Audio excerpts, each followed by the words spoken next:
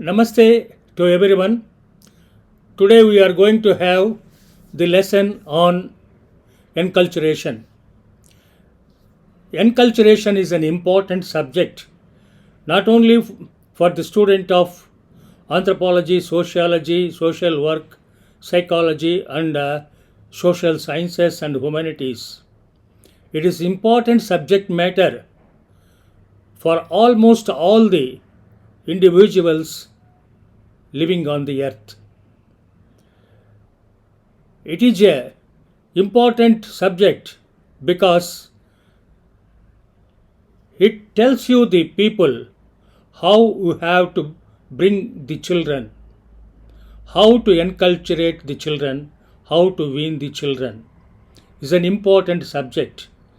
Of course, the students of social sciences may be learning about the subject, but practically every family, every individual, knowingly, unknowingly, using the enculturation process. From birth to death, the enculturation process goes on among all the individuals. That is the importance of enculturation. Now let us learn about this lesson. What is enculturation? Meaning, scope, definition, and also with living examples how the world over people are enculturating, how they are adopting their own culture in their own society. That is very important subject matter. In the previous lessons, we have learnt about the what is culture, the concept of culture, definition of culture, and the meaning of the culture. We have learnt in three parts the lessons. Now let us look into the aspects of enculturation. The common way to learn culture is through enculturation, which is the process of learning the rules, guidelines, customs, values, and skills to participate in a society. In other words, the process of learning culture. Now, enculturation is something that every single one of us has gone through. It is how we learn the rules of our own culture. We will be learning through enculturation our own rules of our society, our family, our caste. That is important. Sociologists call this process as a socialization because we learn about our culture through interaction with others, but anthropologists prefer to them with the word culture in it because for anthropologists the answer is always culture.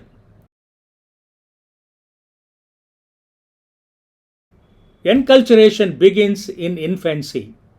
From the minute that we first start teaching children how to behave, act, and think. This is the process of learning your own culture. So it has to begin from when you are a baby, otherwise, you are already have a culture. So it is a very important aspect of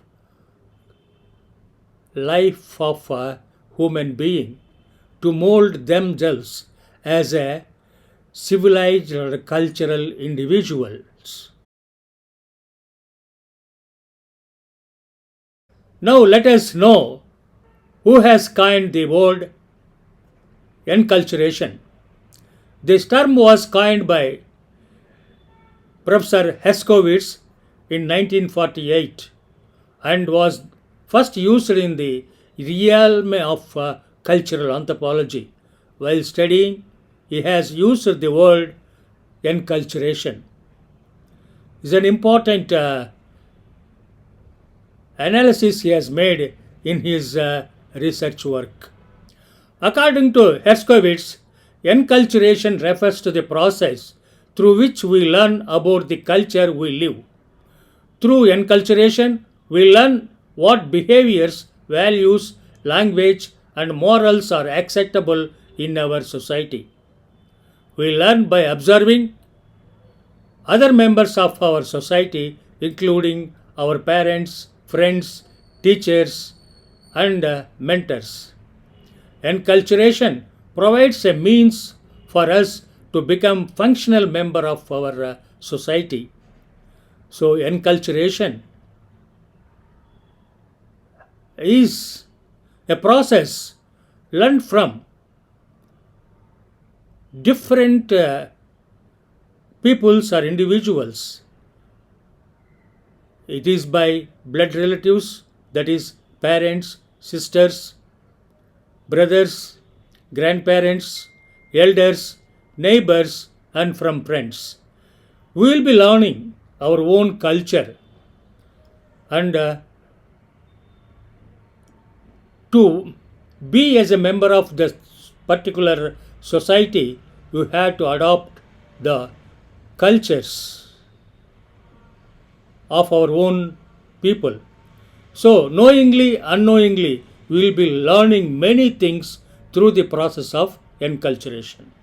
Let us look at the example of Adya. She learned her values of being respectful, kind, and obedient from her parents and gurus.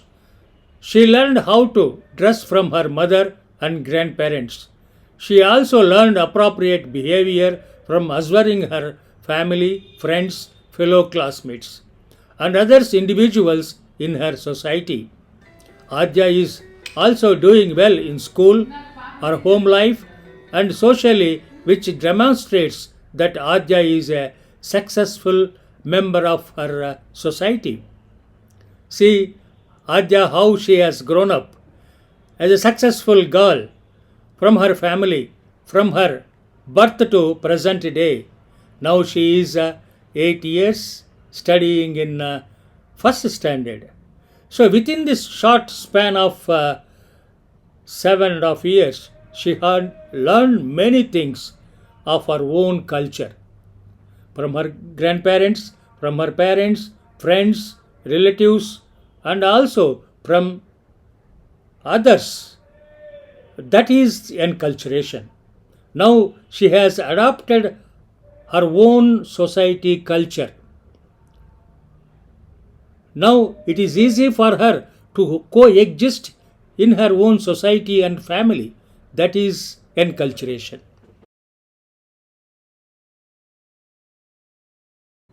Now let us define enculturation.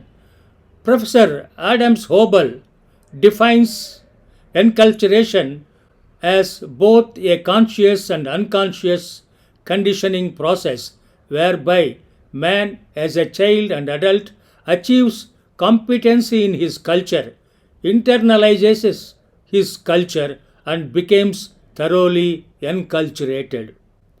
That is what we have discussed. Adam Hobel clearly defines that it is a process of learning, knowingly or unknowingly. Many things we will be learning by observing others. Other way of talking, other way of performances, other way of ritualistic behavior. All these things we will be learning from knowingly, unknowingly, and this is an internalizes his own culture and becomes thoroughly enculturated in her own society. That is what Adams Hobel defines. Now, one of the best example is that in every traditional Hindu family we read Bhagavad Gita every day. I do read Bhagavad Gita in my home. When I am reading every day, my grandchildren comes to me and sits, and they also starts reciting along with me Bhagavad Gita. Now let us see how my granddaughter is learning Bhagavad Gita in expression or pronunciation of Sanskrit. So this is the process of learning about the the values and ethics and morals of our own society, which has been doing by Adya. Now let us look into the another definition by Margaret Mead. Margaret Mead is one of the famous anthropologists and sociologists. She has done extensive work among the tribals. She has herself distinguished between enculturation, the process of learning a particular culture, and a socialization, which she defines as the demands made on human beings by human society everywhere. Today, the term commonly embraces both the concepts. So, in her definition, she mentions enculturation and socialization, both the process popularly used by the social scientists, especially sociologists and anthropologists.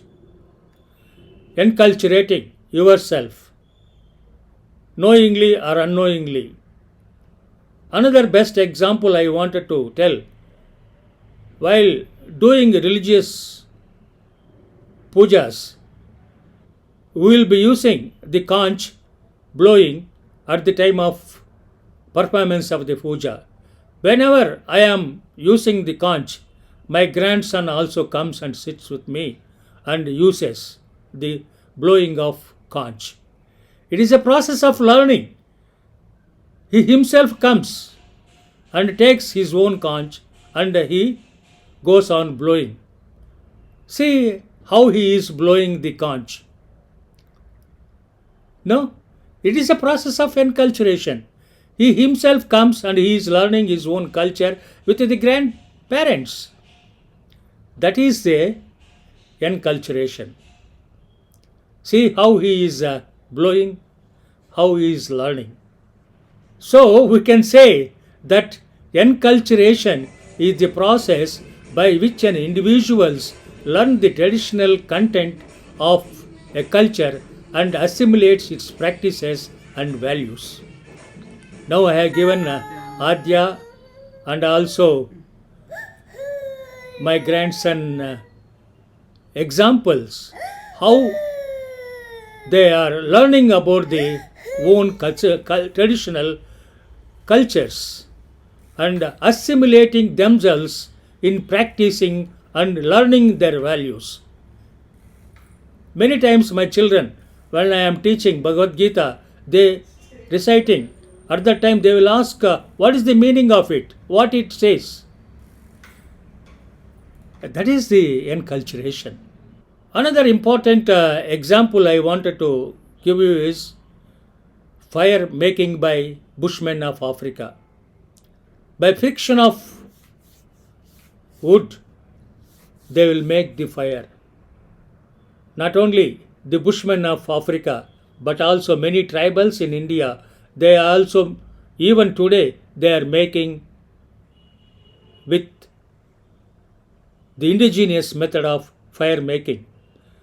Now let us have a brief look at the Todas of Nilgiri Hills, a pastoral tribe. Still they use the preparation of indigenous method of fire making to use in the religious functions.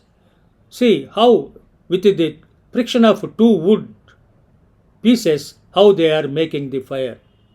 So it is a process of learning. So the children around them, they will be learning how we can able to produce the fire. Not only among these tribes, among the Juyong tribe, I have seen the friction of stone, they make the fire. So it is a learned process from generation to generation, it will pass on through the oral traditions. That is the importance of enculturation. Now let us look into the another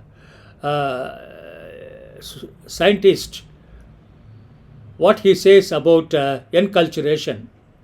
Freud proposed that personality development in childhood takes place during 5 psychosexual stages, which are the oral, anal, phallic, latency, and genital stages. During each stage, sexual energy, libido, is expressed in different ways and through different parts of the body. He is a psychologist. He gives us different stages of child's expression, child's how it will be formed and how it will be expressed. Freud believed that each individual experience in early childhood formed adult personality, and any deviation from a set of pattern produces psychosis. However, in Margaret Mead's classic study, Coming of Age in Samoa, child rearing studies showed that Freud's stages were not universal. Even the concept of adolescent against was foreign to the Samoan teenagers. Mead argued that no stage was common to all cultures, nor inevitably faced by a growing child. Children growing up develops different personality traits because of their characters were formed by different enculturation process. Indigenous populations, the child learns, enculturates by themselves. One of the best example I can give you is the Jarwa of Andaman and Nicobar Islands. Among the Jarwa, once the breastfeeding is over, the children will be free. They have to stay along with their own friends, grown up children, and move together. That is the unique characteristics among the Jarwa population which I have observed. Except for honey and wild boar meat, they won't depend on the parents.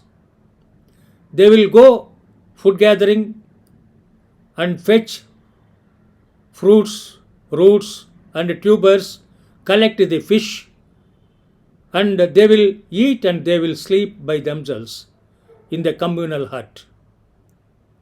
They won't depend on the parents. In the same way, you can observe here, they are collecting the fruits, they are fishing, they are roasting on the fire the fish, and they are eating by themselves. You see the children, they have caught the fish by themselves and frying themselves. I have learnt from the Jarwa children how to roast the fish on the fire and how to eat it. See, they have a unique way of preparation of food. The Jarwa collected the fish, they put it on the fire and roasted it, and they will be eating like this, without any spices, without anything. That is the one. And another important one which I wanted to tell you is, they will collect the fish, they will wrap it in the leaf and bury in the sand and put fire on it. For about an hour or two, it will be heated. Then they will take out the fish from the sand and it will be boiled. It is a very tasty food they will prepare. That is the enculturation.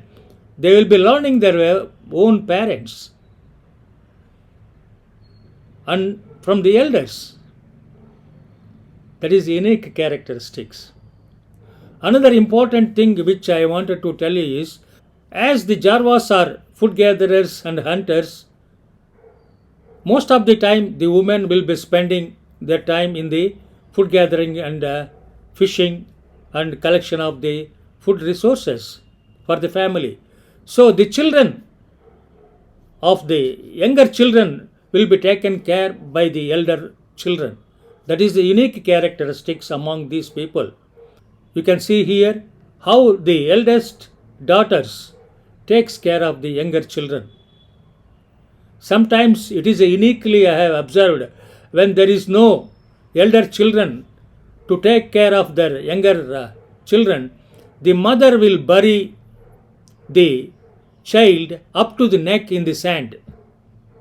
in the seashore, and she will go for a collection of the food materials, either it is a fish, fruit, or root, or whatever it may be. Then she will come and take the baby. Another one, you can see the child's backside, there is a fence, small fence she has made. In the fence, the child will be kept and she will go for food gathering. See, these are all some of the unique characteristics among the Aboriginal population, how they are enculturated. This is done because to protect from the wildlife. So these are the best examples which I can give you for the enculturation. Professor Philip Kotak, an American anthropologist, wrote a textbook called Window of Humanity, a concise introduction to anthropology, in which he has written, enculturation is the process where the culture that is currently established teaches an individual the accepted norms and values of the culture or society where the individual lives. The individuals can become an accepted member and fulfill the needed functions and roles of the group. Most importantly, the individual knows the establishes and context of the boundaries and accepted behavior that dictates what is acceptable and not acceptable within the framework of our that society. It teaches the individual their role within the society as well as what is accepted behavior within the society and lifestyle. This is a lengthy definition he has given. This definition gives the meaningful description how enculturation taking process and the concept of enculturation. Here I wanted to give an idea about how enculturation takes place in Indian societies. Enculturation does not always comes from deliberate learning, but also by seeing and observing. As we observe our elders doing a particular thing, we do it too, sometimes without even thinking why we do a particular thing that way. There may be a reason behind it, but as we learn, we do not necessarily reason our elders, but just to do things how they ask us to do them. Comes from having a sense of trust and respect for them, and they definitely know more than us. See, now we have seen the ritual performances and observations, how closely children follow and how closely they will be doing along with the parents. That is the very important.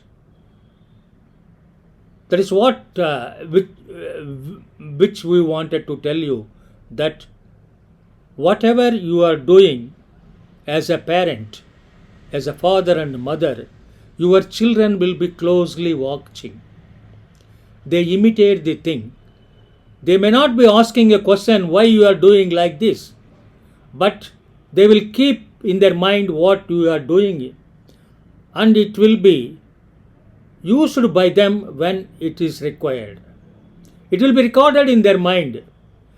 See, most of the parents, they are not able to bring up the children because of the parents' misbehavior. Small example I wanted to give here is, while you are calling with your friend in cell phone, he may be asking, where are you, when you are coming, as though appointment is at 8 o'clock with me, why you are delaying. Immediately you will be telling that, sir, I am on the way, I am in the traffic jam, I will be there in another 5 to 10 minutes, he tells, but in fact he will be in the house itself. These things the child observes, and he behaves in the same way when he grows up also. You are telling a lie, the same lie he repeats. Another Examples which I wanted to give is smoking cigarette, drinking alcohol, and different type of drugs and other things you will be using in, before your children. They will be observing closely, but they won't ask you to give. But when they grow up, when they come to the teenage, they wanted to test all these things. How smoking is, how drinking alcohol is, how using drugs, what kind of intoxication it will give. So he will try to use, and he tries to tell lies. In the due course of this process, the child will be spoiled. That is why enculturation is very important. From it starts from the parents, from family, and it goes to the society. Once a family is disciplined, automatically the caste participation is also disciplined, where you will be having a normal life, happy life. That is,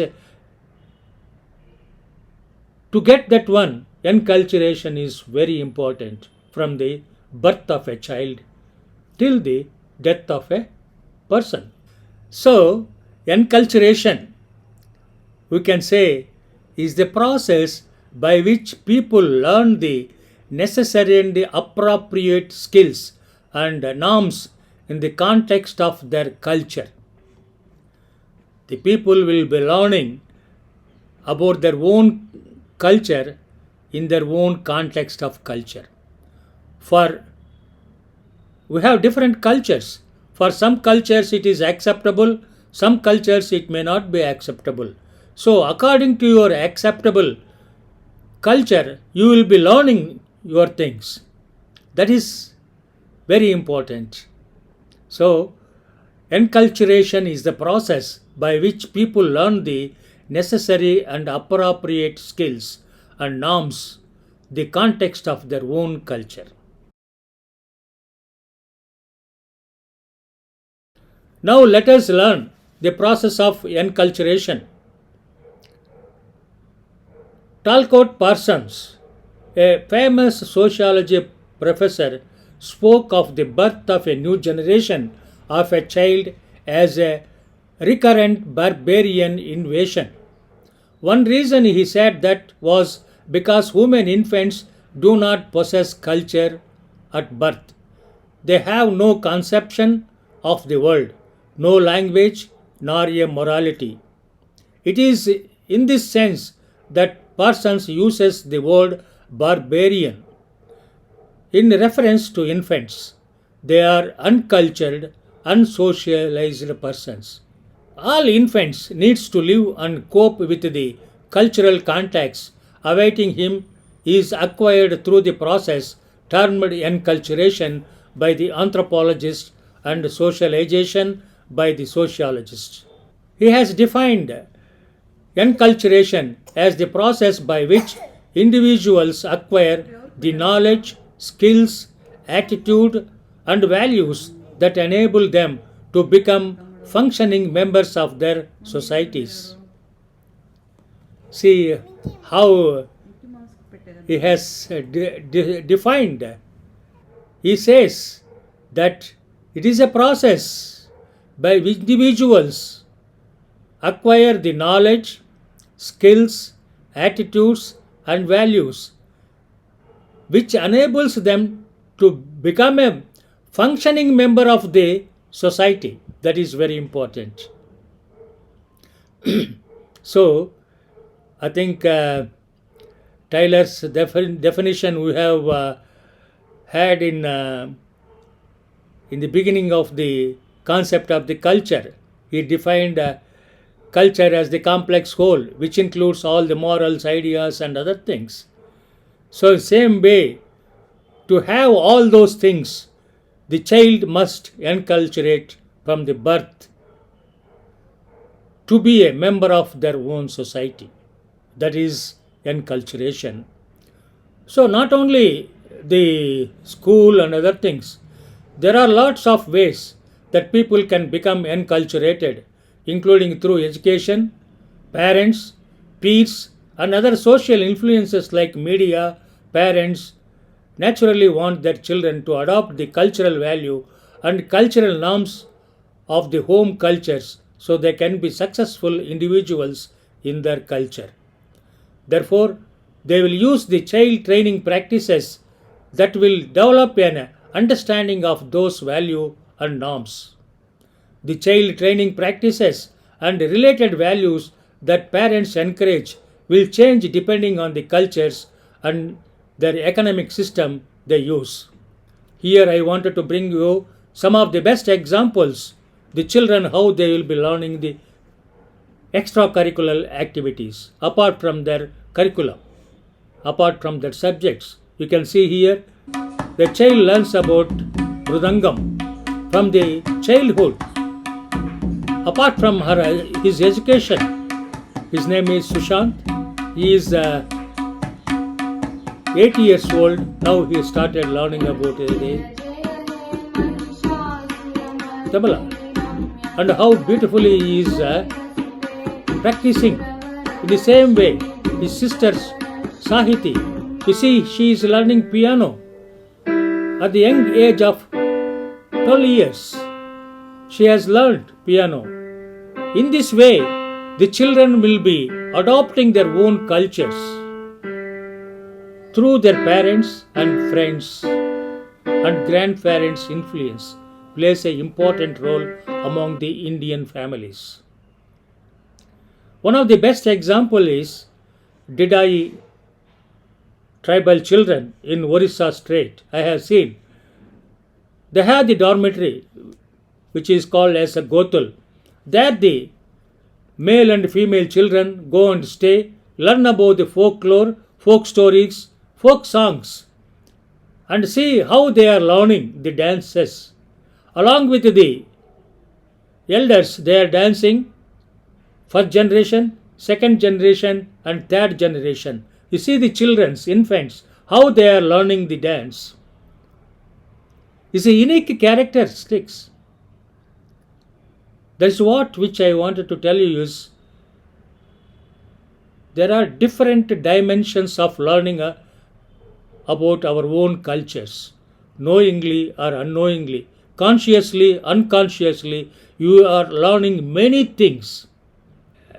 When the girl grows up, it is the mother's duty to teach how to wear a sari, how to wear a blouse, how to use the kunkuma, that is bindi, and how you have to use all these cosmetics. So, mother's duty or grandmother's duty is to teach all these things to the female children. Mother plays a very important role on the female children bringing up. So, at a certain stage, when she goes for college, then she will be doing by herself independently. Till that time, mother takes care of the children, especially the daughter, to bring up. That is the unique culture among the Hindu families, or you can say among the Indian families, invariably any caste or any religion for that matter. Now let us look into the enculturation process among the different societies based on the substance of economy. We can classify human societies based on the substance of economy in different categories. That is, food gathering societies, hunting societies, fishing societies, horticultural societies, agricultural societies, industrial societies, information societies, and nomadic societies also we have. So, all this society does not follow the same pattern of enculturation. Enculturation varies from one society to another society based on the ecological, environmental conditions, ecological conditions, and economic conditions. So, the way they are brought up is different. In agrarian societies, the children will be more interested learn about the agricultural work and the importance of the crops and how to preserve the seeds and how to seedling, replantation and harvesting and marketing are some of the things which will be more interested to learn from their parents. That is agrarian societies. Whereas if you come into the food gathering hunting societies, which you have observed among the Jarvas and many other tribes in India, they will be going along with their parents in food gathering and hunting. They will collect roots, tubers, whatever fruits available from the jungle, and they will collect, they will bring, and they will keep, and they will eat. So their enculturation is limited to that economic and ecological resources which are available. One of the best example is Eskimos. They give rigorous training to the children for learning about the fishing and preservation of the food, and they teach different type of techniques to collect the food, because 6 months they have to preserve the food and they have to eat for other 6 months. That is why they live in different type of ecological environmental conditions. Their enculturation process is different, whereas the Jarvas which you have seen, it is different. So different societies have different type of enculturation of their own.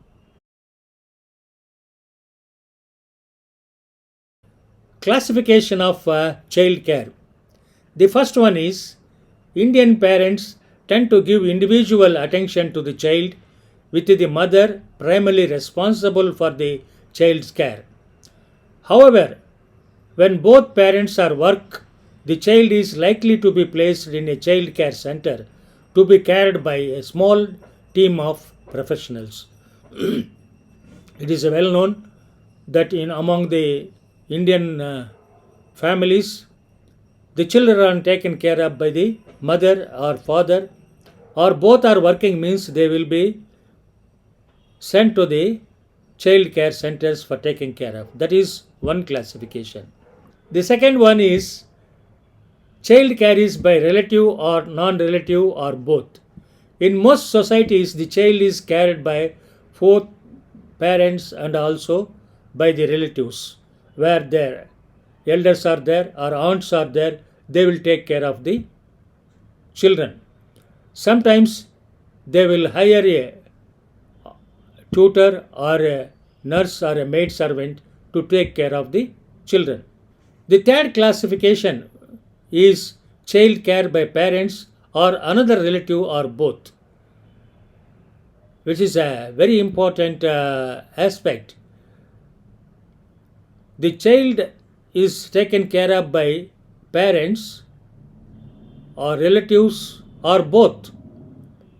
In many societies, the children are taken care by the eldest female member of the family. So you can able to understand now the classification is taken care by the mother, or if both the parents are working, it will be given to the child care center. Second one is taken care of by the relatives or aunts, who may be. The third one is both the parents and also outsiders, they will be taken care of, or by the eldest female member of the house.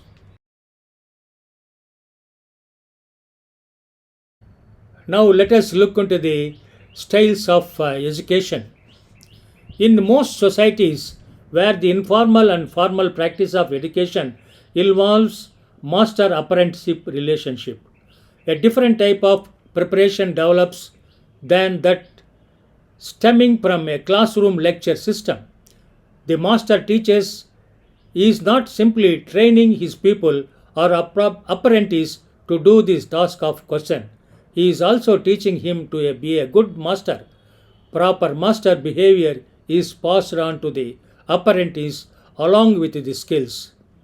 Among the Hindu society, where there is a guru Sishya relationship rather than master apprentice relationship is primary, the student will likely utilize the content learning but not gain in communication skills as he learns from the guru. In societies where formal education is based on the teaching people, education relationship tells the primary means of teaching, that is lecture. Association between teacher and student is minimal, primarily within the context of the classroom. The influence of the teacher on the student is thus only in a specific area of the course. The process by which one achieves learning is never questioned or evaluated. It is assumed that if one can handle the final exam well, the process of learning has been adequate. Here I wanted to give my own experience about Guru Sishya relationship. Apart from teaching Indian universities and colleges, I had the opportunity to visit Dalhousie University, Department of Anthropology and Sociology, to teach Indian society and culture. I have a good number of students enrolled for my course. You can see in this lecture where I am giving, I have a different type of relationship with the students. They will come just 1 minute before to the class. The class is 1 hour, means only 60 minutes they will sit. The 60th minute they will leave the class because they have to go for another class. So highly disciplined students for the class. They have submit the assignments and present the seminars systematically. Compared to Indian students, I appreciate their sincerity and commitment. But the relationship with the teacher and the student is different from whereas in India. They come to me sometimes by taking an appointment when I can come, sir. So this is the relationship. Whereas in India it is totally different.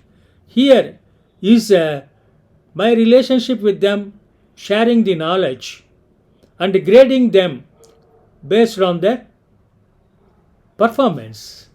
That is, this is a different kind of enculturation. Whereas in India it is totally different. The students will stay with you up to the evening. They will learn many things about your skills, about your habits, about your family, everything they will be knowing. If you ask my students, I have 58 MPhil students produced and 20 PhDs I have produced. You can go to my website and ask them about me. They will tell you everything about me because every student knows about me. That is the relationship which I had with my students.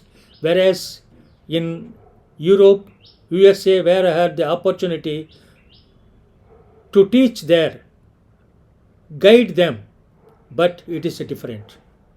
That is a different relationship and different kind of enculturation.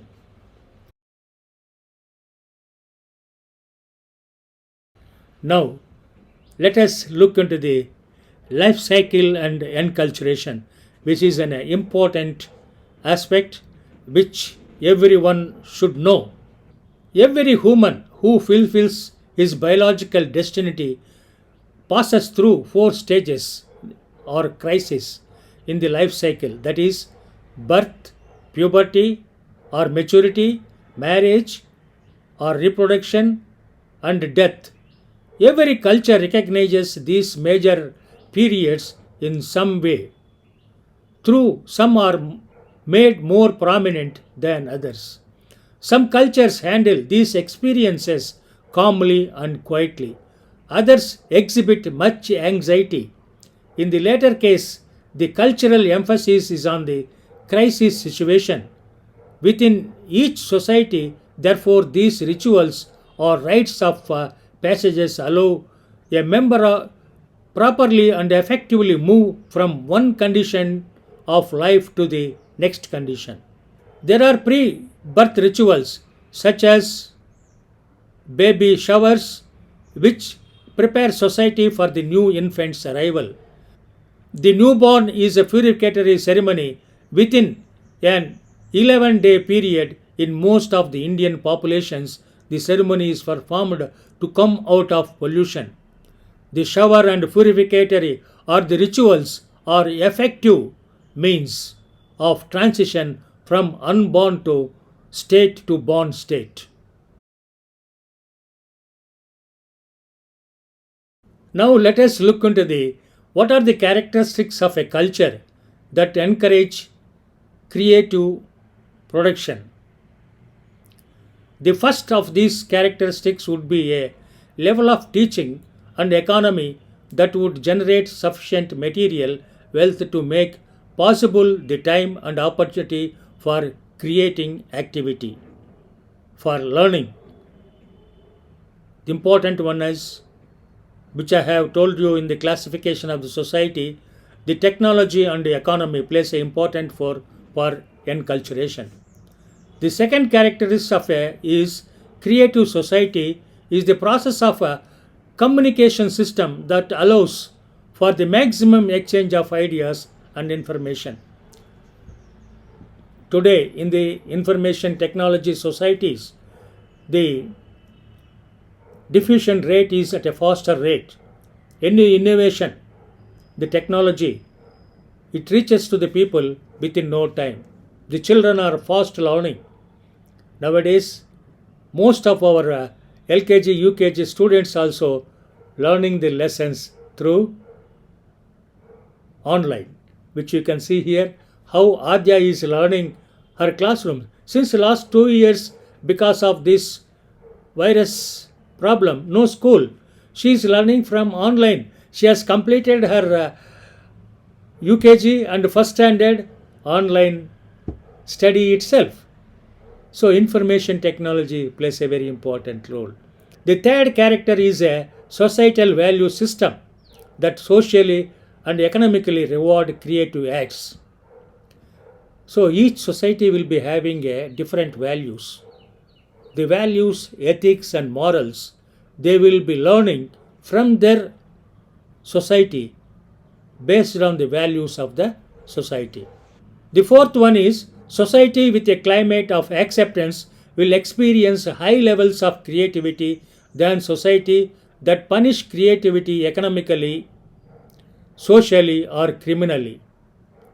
The environmental conditions where the child grows up is a very important one. If a child grows up in a criminal location, he or she will be adopting the same thing, bad and evils. The fifth characteristic is the opportunity and the privacy. The opportunities plays a very important role for enculturation.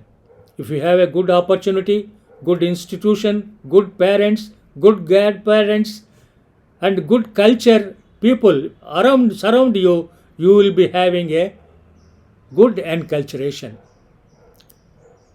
The sixth characteristic is the existence within the social system. Within your social system, what type of characteristic, what type of behavior, what type of culture, ethics you have, that plays a very important role. Social system plays a very important role in enculturation of a human being. The last characteristic is an educational system that can encourage free inquiry and rewards individual research and creativity. Societies with educational system agree to transmitting what has already been discovered, and traditional knowledge are less likely to produce creativity than those societies whose educational system encourages questioning and challenging traditional knowledge and the exploration of new frontiers of knowledge is a exciting characteristics. Many children may not be getting this opportunity. Some of them are getting this educational opportunity, innovations, doing extensive research in reputed laboratories, working in multinational companies. All these things, very few of them will be getting, where they will be enculturated and serve the nation and the people. That is a very important aspect of enculturation. Different characteristics also plays a important role to mold the child, to inculcate the an individual.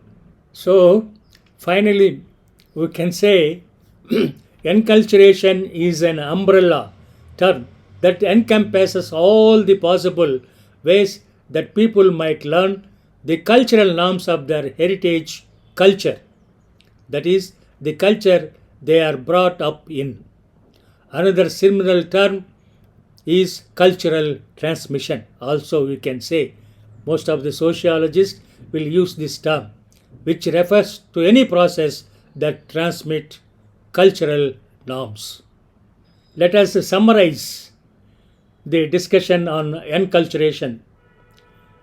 In summary, child training practices, one part of the enculturation process, are influenced by economic factors, which in turn influences the type of cultural values that are transmitted from one generation to another generation.